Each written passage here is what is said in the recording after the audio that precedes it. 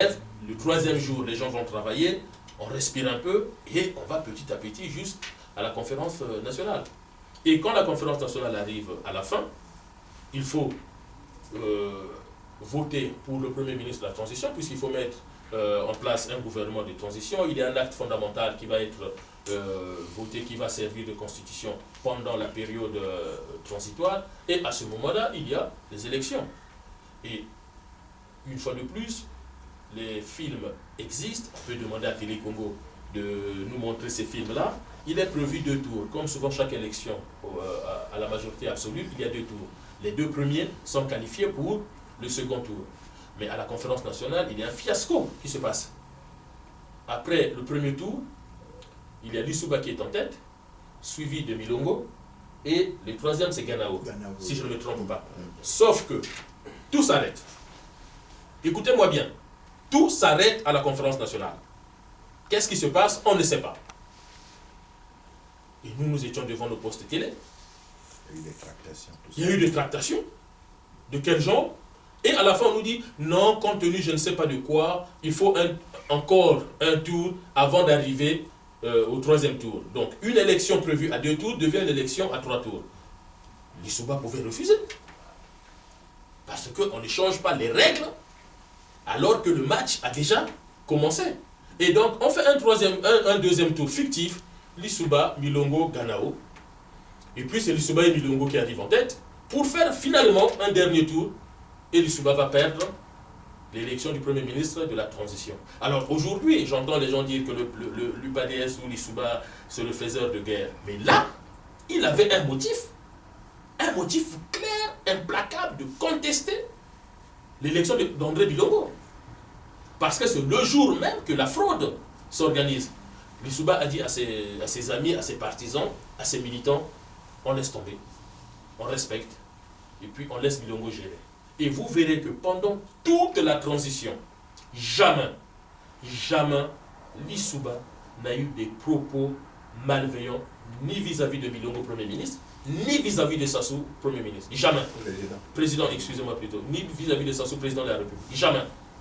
Lissouba s'est employé à organiser son parti qu'il venait de créer, à sillonner le Congo, à élaborer à affiner son projet de société, parce que Lissouba, depuis les années 60, quand il est rentré au Congo, il est rentré avec une idée de ce qu'il voulait pour son pays. Mais ça, ce n'est pas une chose extraordinaire. C'est d'ailleurs ce qu'on peut demander à tout intellectuel, à tout Congolais, tel qu'il soit, d'avoir une pensée, une idée de ce qu'il peut faire pour son pays, là où il est.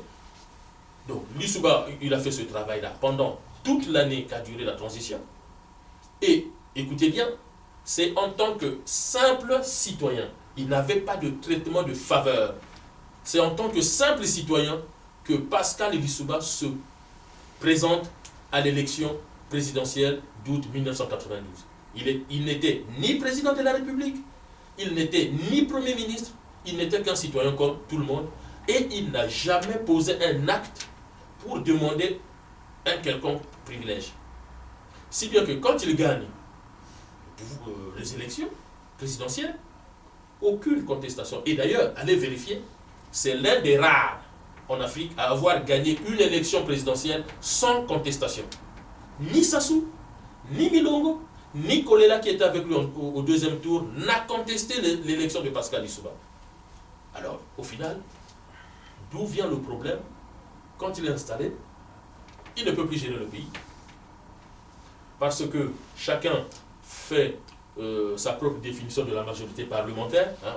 En 1993, le gros problème au Congo, c'était qu'est-ce que la majorité parlementaire, puisque l'article 75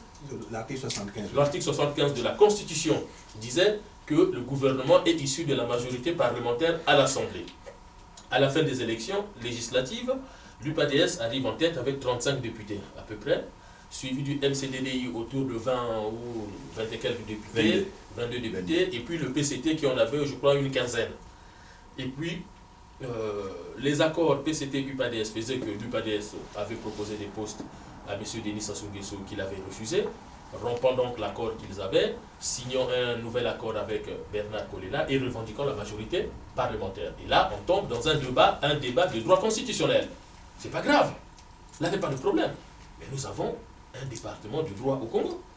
nous avons des professeurs en droit constitutionnel. Alors si je le dis, pourquoi? Excusez-moi, mais je vais beaucoup parler de l'école, des intellectuels ou du savoir, parce que ce que nous sommes en train de faire, ce que nous faisons, ce qui a été fait, c'est aussi venu de là. Dès lors qu'on a une constitution, s'il y a un problème, qu'est-ce qu'on a besoin? Eh bien de comprendre qu'est-ce que la constitution, qu'est-ce que le droit constitutionnel dit. Et je me souviens